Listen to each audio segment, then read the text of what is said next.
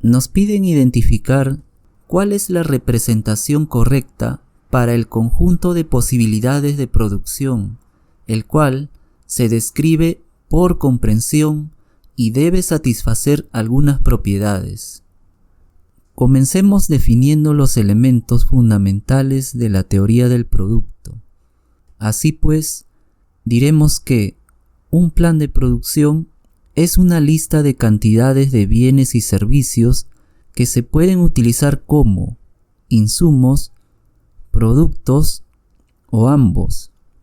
Por ejemplo, este plan de producción simplificado consiste en 4 horas de trabajo que permite producir 2 minutos de contenido académico.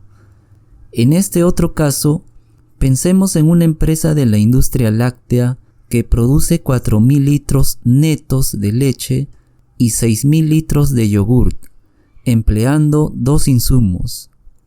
Un detalle adicional en este plan es que una parte de la producción total de leche se destina como insumo para la producción de yogurt, pero este hecho quedará implícito en esta representación vectorial. Ahora bien, una parte del universo de planes de producción conformará el conjunto de posibilidades de producción, el cual, obviamente, no puede ser cualquier subconjunto arbitrario de vectores reales. En cambio, la forma final de I se definirá tomando en cuenta solo los planes de producción tecnológicamente viables.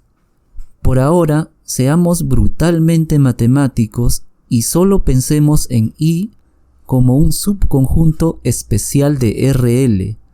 Ya luego iremos explicando las características tecnológicas relevantes en la medida que vayamos avanzando con la resolución del problema.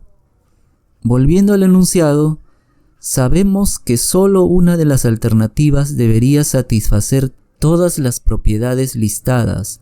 Por lo tanto, estratégicamente, es suficiente poner a prueba 1 o 2 propiedades de las más fuertes e ir descartando las alternativas de forma rápida.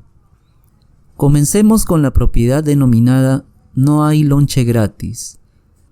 La definición nos dice que el conjunto de posibilidades de producción I no admite vectores del primer cuadrante positivo, a menos que sea un plan inactivo.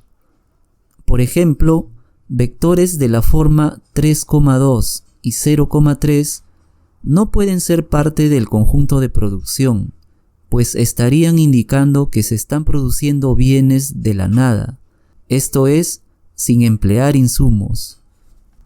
Luego, es necesario visualizar cuál de las condiciones permite la presencia de vectores del primer cuadrante positivo. La sospecha recae sobre las alternativas B, D y E, ya que los siguientes planes de producción contradicen claramente la propiedad estudiada. Esto nos permite descartar las 3 alternativas y reducir el problema significativamente. Ahora pongamos a prueba la propiedad llamada irreversibilidad. Resulta que si un plan de producción activo pertenece a I, entonces el negativo de dicho plan no forma parte de las posibilidades de producción. Es decir, revertir el proceso de producción, elaborando los insumos a partir de los productos finales, no es posible. En este sentido, la primera opción admite el vector menos 2,2. Sin embargo, su negativo 2, menos 2 también pertenece al conjunto de producción, invalidando así la propiedad de irreversibilidad y de paso la alternativa A.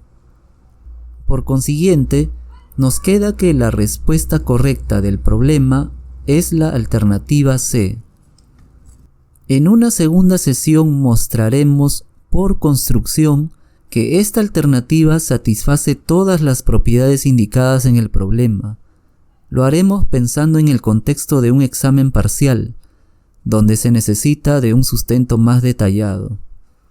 Finalmente, Nos despedimos de este sumidero con la siguiente imagen.